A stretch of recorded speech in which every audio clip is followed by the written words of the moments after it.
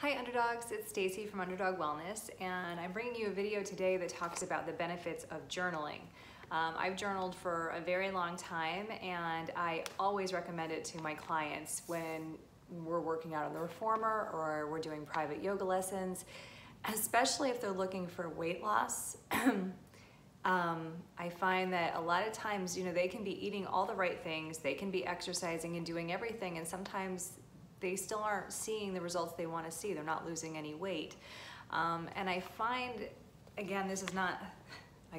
this isn't science-backed per se, but I found it interesting that a lot of my clients, when they start journaling and start getting some of their, I call it shit, out, things that are bothering them, things that, if you're not going to therapy, we've all got stuff, we've all got shit, we've all got things that are bothering us, whether it's our jobs, our kids, our families, personal issues, things from the past, things from our childhood, just anxiety and worry and depression, whatever it is. If you're not seeing a therapist, but you're not talking about it, you're maybe buffering, you're doing anything but, you're watching Netflix over and over, you're a shopaholic, you're an alcoholic, you turn to drugs, you are on Facebook 24/7, anything to avoid feeling your feelings and dealing with your stuff, it's gonna stay stuck in your body somehow, somewhere. And I've found that journaling a lot of times, for me, really helps. Even if you're angry with someone and you're not ready to have that conversation with them, by journaling and writing out your feelings, at least you're getting it somewhere. It's going somewhere. It's on the paper. And from there, you can start to work on yourself and make yourself a better person, learn to forgive. It's a process. It's not you're going to write something down once and it's over. Of course not. I'm not saying that. Generally, what I do is journal every day, and it might be a list of what I've done. It might be just stuff that's bothering me, stuff that's in my brain, things like sometimes things are bothering you and you don't even know why. You just can't put your finger on it. A lot of times once I journal, I can start to figure out, oh, well, that bothered me because, and I can link it to something in my past, or it's just amazing how it works. I can't really describe it, but the more I do it, the better I get at it, and the more I'm able to kind of feel my feelings and move past them further, or have the difficult conversation with somebody that maybe I need to talk to. And it could be small little hurts, or it could be that you feel like somebody's against you, or you didn't like a comment that they said and it's been bothering you for several days.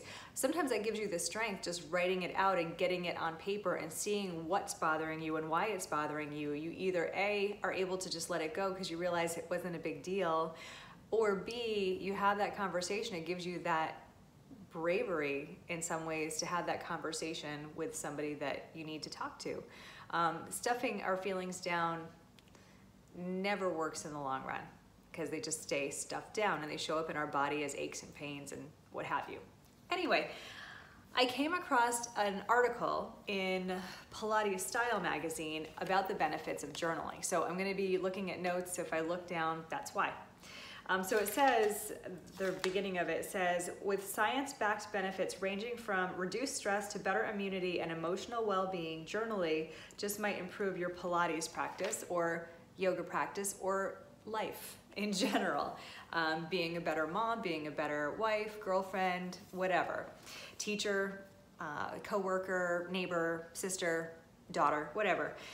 So this says, experts believe expressive writing can lead to a host of benefits, from reducing stress and boosting immunity to making smarter, more mindful, and even making you more mindful and even happier.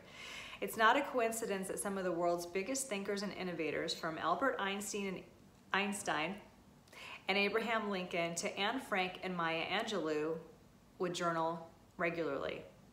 Journaling compared to therapy is a cheap way to process our emotions. Having said that, I'm sure the writer of this article, if something major is going on and you need to go to therapy, by all means seek the help that you need. It's, journaling is never gonna take place of therapy if that's what you truly need. But if you've gone before and you're just kind of looking to tweak things, journaling can be a good thing. The data is pretty compelling, says Rachel Hirschenberg, PhD, Assistant Professor of Psychiatry and Behavioral Sciences at Emory University. It's particularly helpful if you're a person who suppresses their feelings. So benefit number one, better emotional stability and resilience. One of the biggest advantages of journaling is a boost in emotional clarity, according to Longmore, who I think was the BASW Med, the CEO of Soul Journeys, an international coaching company. So they interviewed her for this article. When our emotions are unclear, it's hard to move forward. Journaling gives us the opportunities to see the truth of the situation, and then we end up making more aligned decisions because we're more in the flow. In fact, in 2009, researchers from UCLA found that writing down their feelings helped people get a better handle on their emotions. Brain scans showed that writing decreased activity in the amygdala, the part of the brain that processes emotions so that you feel calmer and less anxious. And how can this translate to bettering your Pilates practices? That's what they're going for, because this is from Pilates Style Magazine, but this is how it can just help you in general in your life with your workouts, whatever. We carry our emotions in our bodies, and most people aren't very aware of that, and I completely agree. Teaching yoga, a lot of times you'll hear that emotions or sadness can be held in your hips or your heart or somewhere in your bodies. Things get lodged in there, emotional pain and discomfort. So I completely agree with that, you know, getting those things out and having those difficult conversations with people really can help, and it feels like it lifts something off of your shoulders. So it's really a great thing to begin doing.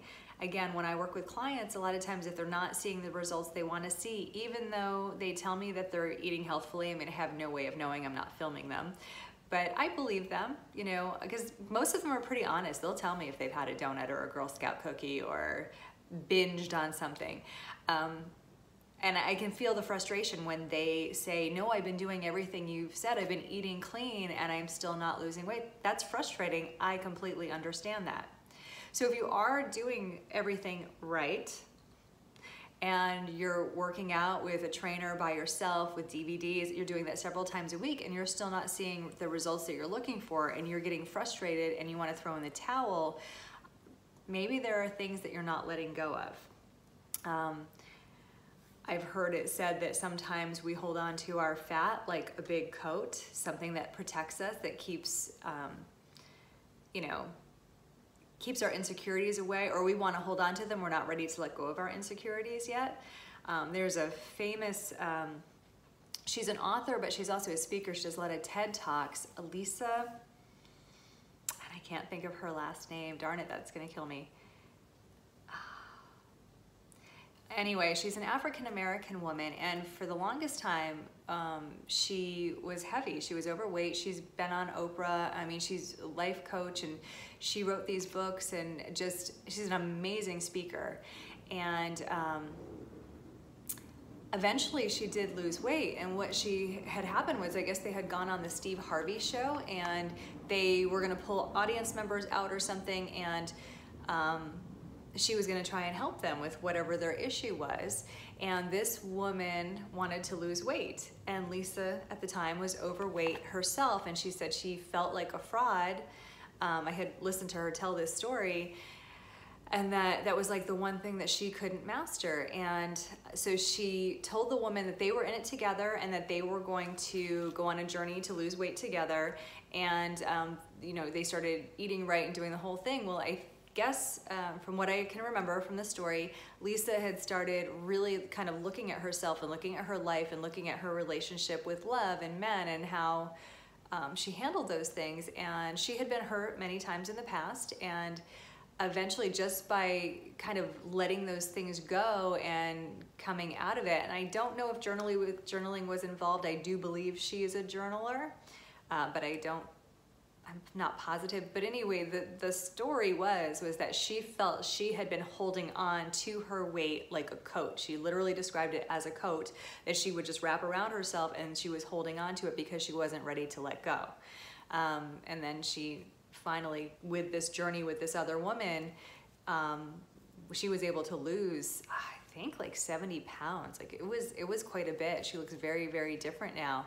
And she talks about, you know, the confidence that comes with that, and the literal and the figurative weight that she lost by being willing and ready to realize that we hold things inside of our body, pains and issues and things like that.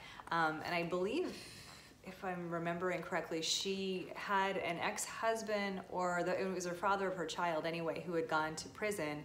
And I think for the longest time she wouldn't speak with him. And I think, if I remember correctly, now I could get this completely wrong, but I think she finally did go. And it's just all this stuff. It's amazing, the stuff we hold on to, or that we're unwilling to let go of or forgive or have that difficult conversation. And then suddenly when you do, how life-changing it can be. So anyway, the point there was that we do hold on to it. Hurts and emotions and things that we're not ready to deal with can sometimes be held in our bodies.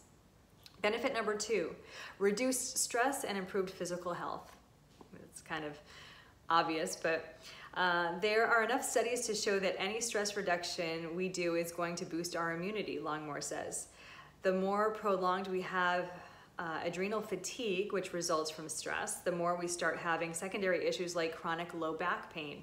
In a 1999 study in the Journal of American Medical Association found that journaling, especially about a stressful situation, helped improve the condition and prevent any decline in health in asthma and rheumatoid arthritis sufferers.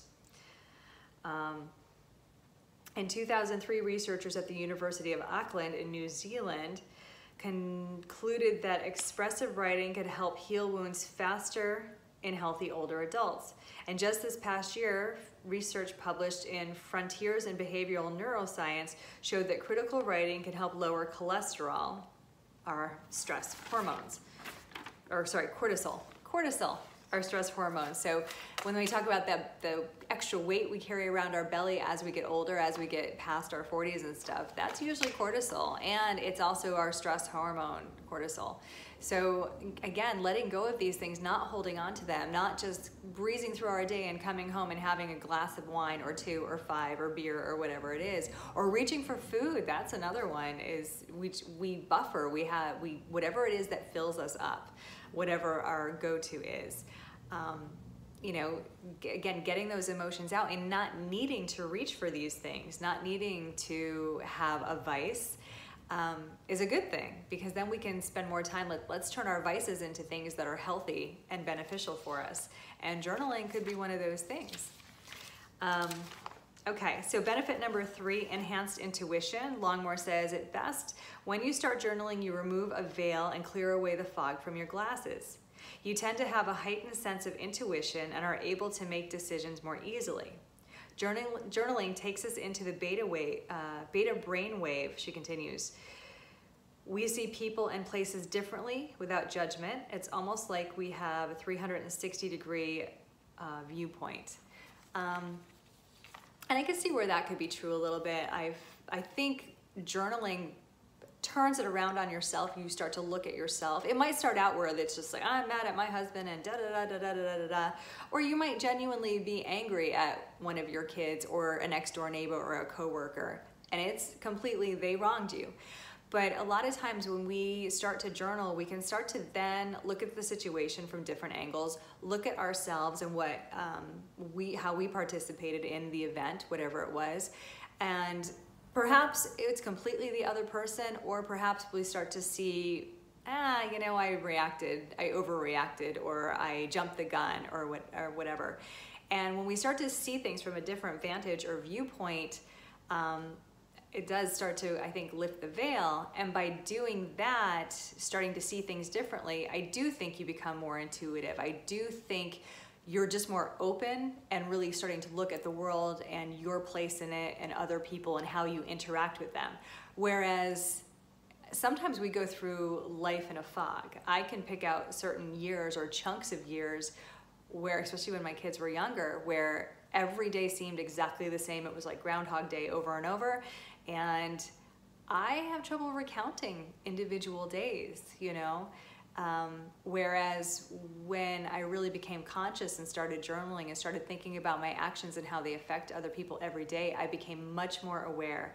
And I would find myself almost feeling intuitive, like just being able to feel that other person and tell when they're down and tell when something's not quite right, or getting the inkling that someone's lying to me, or just being able to read people better. So I do think that there is something to that. Whereas I feel like when you're always got your head on in your phone and you're watching Netflix and you're just getting through the day, I do feel like you're not paying attention. So you're not only paying attention to your own body and maybe what an ache and pain could mean, like, you know, I've got chronic lower back pain and da da da da. Maybe where is that coming from? When did it start? What was going on in your life when it started? What are you doing to combat that? Are you seeing doctors and chiropractors? Are you exercising regularly?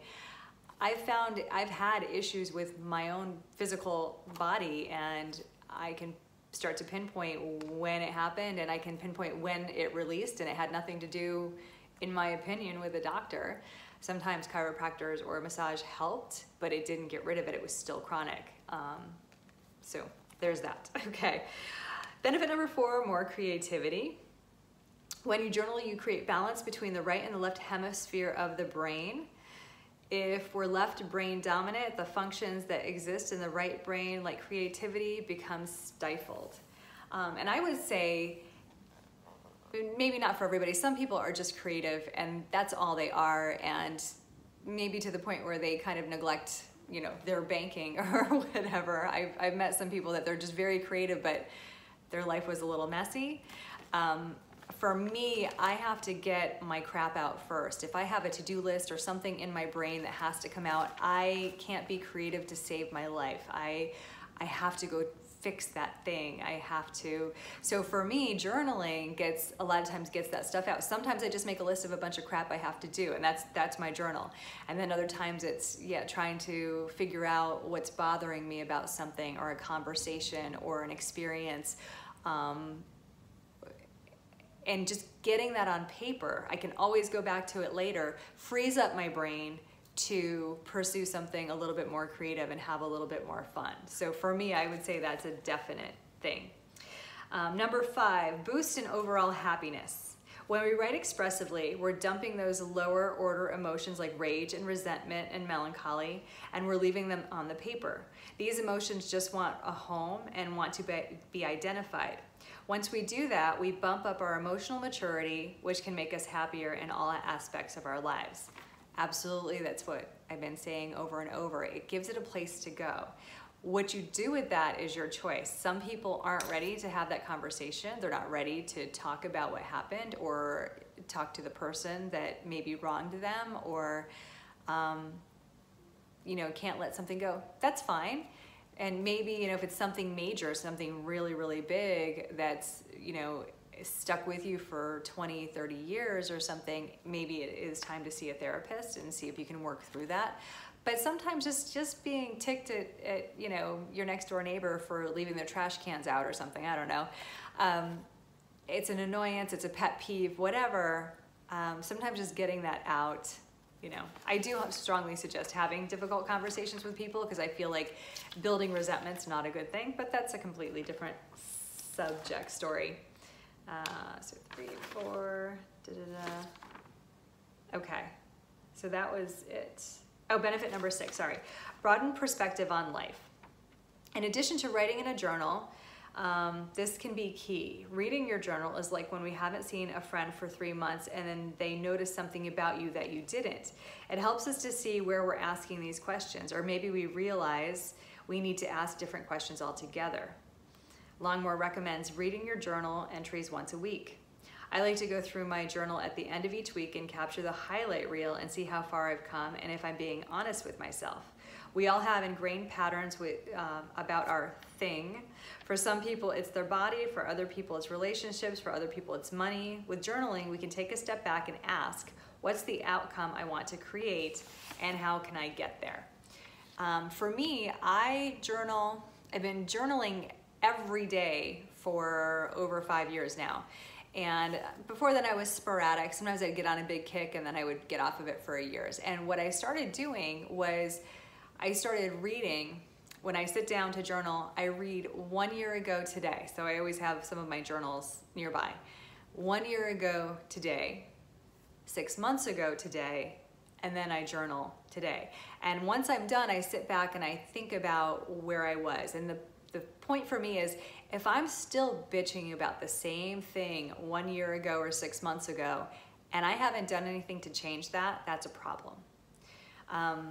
I try to make sure that, you know, if I'm dealing with a situation back then, that it has resolved itself, or I have had that difficult conversation with somebody.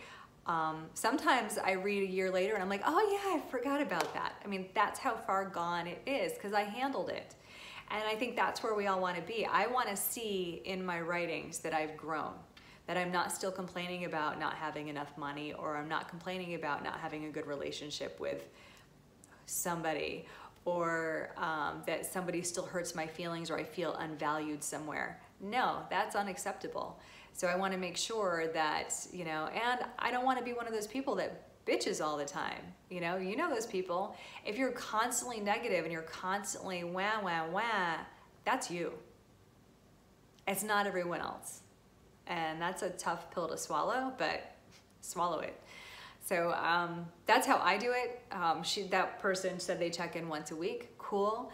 You can do that many different ways, but definitely reread your stuff and see if your life has changed, if you are growing, if you are becoming hopefully the best version of yourself that you can be. And lastly, this person just talks about making journaling a habit. This person says that they like to journal for 10 or 15 minutes in the morning with like a stream of consciousness. I agree. I like to get it out in the morning. I know some people don't have that morning routine, but if you have moments, if your kids are a little bit older or you don't have kids, and you can find 10 or 15 minutes if you're having that cup of coffee or tea in the morning, if you can take just that little bit of time, instead of maybe watching the news, take that time to journal and do something for yourself. And stream of consciousness is just start writing.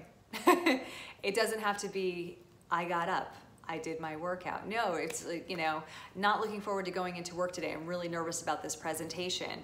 I don't feel I'm prepared. I'm nervous about what they're gonna say. Whatever it is, like if it's bothering you, write about it. If you're giddy, it doesn't have to be all doom and gloom. If you're giddy because your best friend's coming into town and you're really excited to see them, write about that and what you plan to do and what you're excited about. The good stuff, the positive stuff is nice to read about as well. And usually if we get into something excited, we get talking about something we're passionate about and it excites us, it raises our vibration and it makes us a happier person and better to be around. And so you're gonna just probably have a better day because you're in that higher vibration. So anyway, those are my thoughts on journaling. Let me know, do you journal? Maybe you could buy a journal. There's so many pretty ones out there. They're very inspiring, and you know, you go to like Target or the Erin Condren store or online and they've got beautiful pens and things. So it's easy to get into a habit, you know, get all your pretty gear and stuff, or just open up a spiral notebook if you really could give a crap what it looks like and just get that stuff out. And try to do it every day if you can. Once it becomes a habit, which usually takes about 21 days for something to become a habit, you'll probably end up craving it. I really enjoy doing it now. Like I said, I've been doing it for about 5 years and I have not missed a day. Or if I missed a day, I double up and I'll write, you know, that day and then the next day. Sometimes it's a list of what I did, especially if we're on a vacation and it's like, then we went here and then we went here and then we went here and then we went there. But usually we ended up having a conversation somewhere in the day that brought something up that we hadn't talked about before. You'll never know. It's interesting insights. And I love to, if someone gives me a compliment, I always write that down in my journal because it's nice to go back and see that positive stuff as well. Okay, I've rambled long enough. Anyway, take care and subscribe to my channel, like it, and I'll see you next time. Thanks. Bye.